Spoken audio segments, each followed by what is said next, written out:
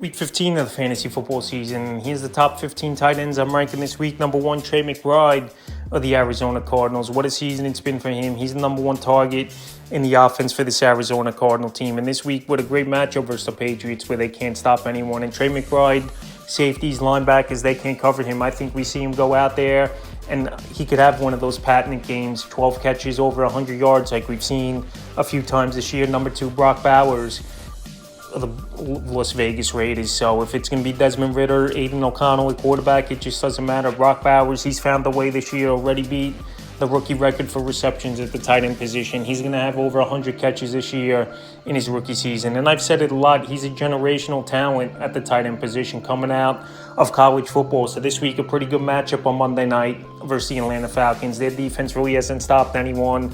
And like I said, it doesn't matter who's at quarterback. Brock Bowers is the number 1 target in this offense, and I believe he's the number 1 tight end this season in pro football. Number 3, George Kittle of the San Francisco 49ers. He's definitely the number 1 target in this offense, with Jalen Jennings the number 2 target, and Deebo Samuel definitely being phased out over the last few weeks here for this 49er team. So this week in a matchup versus the Rams, where he's got a great track record, obviously playing them his whole NFL career twice a year in the same division in the NFC West. I think George Kittle, he could go out there, have a nice ball game. And him and Brock Purdy, they always had the great rapport. And the only thing that's held Kittle back throughout his career have been injuries at times. Number 4, David Njoku of the Cleveland Browns. So what a second half of the season it's been for Njoku. And Jameis Winston, he's that quarterback that comes in, he gets the football to his main weapons, and that's exactly been the case here with David Njoku now. 13 targets last week, a huge number at the tight end position. And I've said in other videos, David Njoku, he's one of the more physical tight ends in the league. He can line up anywhere, and he could go out there and make plays, and he's a big-time playmaker. So this week versus Kansas City, where they're going to be chasing points most likely early and often, I think Njoku gets peppered with targets once again and has a decent game. Number 5, Jonnu Smith of the Miami Dolphins. So quickly, he's become the number 2 option in the passing game over the last few weeks here since Tua returned to the lineup is Jonnu Smith. So last week, he had no points in regulation, and then he took over in overtime with a game-winning touchdown versus the New York Jets. So this week, in another high-scoring game, most likely at the Houston Texans, I think Jonnu Smith's going to go out there and make plays. And every stop he's been in his NFL career, he's had impact and put up numbers, but obviously not to the extent like he's doing right now, with defenses focusing on Tyreek Hill and Achane, and he's getting that one-on-one coverage or zone coverage, and he's made big plays, especially the last month of the season. Number 6, Travis Kelce of the Kansas City Chiefs. I think Father Time might have caught up to Travis Kelce this season a little bit, even though I believe in the playoffs he's going to go out there and have his best games all season in the playoffs. So this week, a middle-of-the-pack matchup at the Cleveland Browns. He is the number 1 target on this offense, but the problem with Kelce, he hasn't had the knack for the end zone this season. He is Travis Kelce, but he does have over 75 catches. So this week at Cleveland, maybe he could turn the clock back a little bit, have a big game, is Kelce. But like I said, this season he's definitely been a bust, where he was going in that 3rd, 4th round range in fantasy drafts. Number 7, Zach Ertz of the Washington Commanders. So the number 2 option in the passing game for this Commander team. Jaden Daniels, Zach Ertz, they got a good rapport, and he's been finding the end zone the last few weeks. And now coming off a bye week, getting refreshed at this part of the season is big. And I think Zach Ertz, he could go out there in a great matchup at the Saints, where their defense really hasn't been good. And it's a fast-track ball game as well. He might be one of the older tight ends in all the league, but he still has a good IQ. He still could run the routes. And we've seen it this season. When he's got a good quarterback, he's capable of putting up good numbers, and he's done it all year long. Number 8, Sam Laporta of the Detroit Lions. We could be another high-scoring game for this Lion team like it was last. And Sam Laporta, he's been a bust as well, being the number 1 tight end off the board in most fantasy leagues, going late 2nd, early 3rd round coming into this season. So Sam Laporta, like I said, he's been phased out a little bit. Amon-Ra St. Brown, Jameson Williams even ahead of him in target share.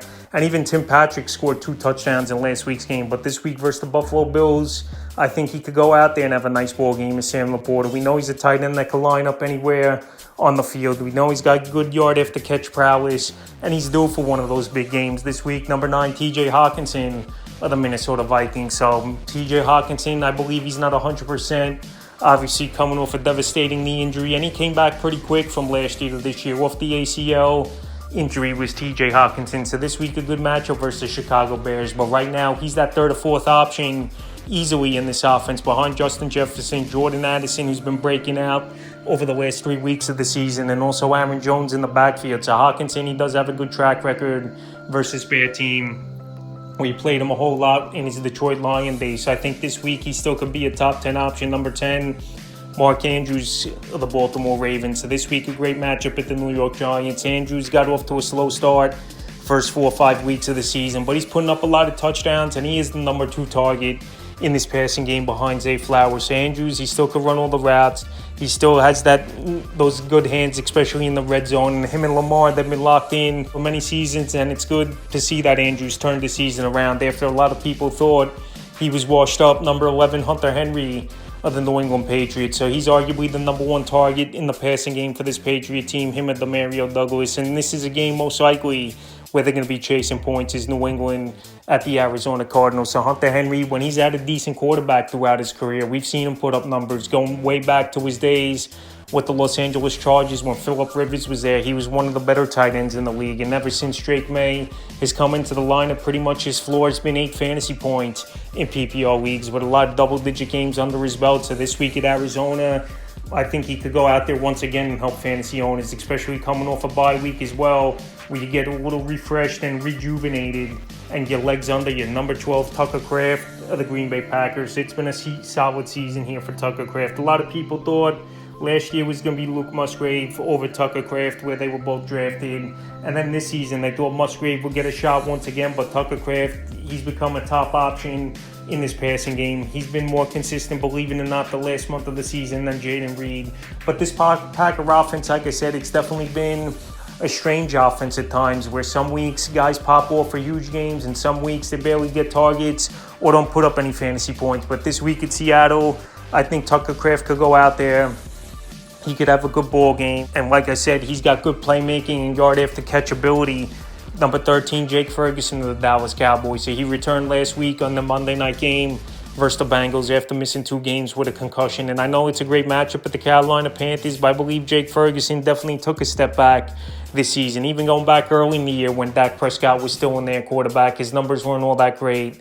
I know he's the number 2 target easily in this passing game behind CeeDee Lamb, where Brandon Cooks, Jalen Tolbert, they've done minimum for the most part this year in terms of targets and putting up a lot of yards. But like I said, this Cowboy offense, they like running the football a little bit more over the last few weeks. And it's definitely worked. Rico Dotto's looked well. And CeeDee Lamb, is going to get his. So Jake Ferguson, I don't think the ceiling is that high. But I still believe he could go out there and be a productive 7 to 10 fantasy point range, possibly in PPR leagues. 14, Pat Freiermuth of the Pittsburgh Steelers. So this Steelers team, very tough matchup at the Philadelphia Eagles. I know it's looking like George Pickens isn't going to play unless he makes a quick turnaround in the practices this week, where arguably Freiermuth could be the number 1 target in the passing game. But this Steelers plan is to run the football, chew down the clock, keep a good offense like the Eagles off the field. And we know this Steelers team has a good defense as well. But like I said, the ceiling's not going to be that high for Freiermuth, and he's been a touchdown-dependent tight end for the majority of the season. And the 15th and final tight end I'm ranking is Evan Ingram of the Jacksonville Jaguars. Evan Ingram, obviously, it's been a tough season for him. He missed a few games in the first half of the season, and now with all the injuries over there, he's getting opportunity even more with a Christian Kirk, Gabe Davis out for the season. But when Mac Jones at quarterback, obviously it didn't work out for Mac Jones in New England. With this Jacksonville Jaguar team, it hasn't worked out. Their offense can't move the football. But Evan Ingram, this week, I'm going off a good matchup versus New York Jet team, where their defense can't stop anyone. And we saw last week Jonnu Smith in overtime have a monster performance versus them. So I think Ingram is a back-end option, where he came into fantasy drafts getting drafted as a top 8 tight end. Could go out there with a decent matchup this week and crack the top 15. So that's the top 15 tight ends I'm ranking for week 15 of the fantasy football season.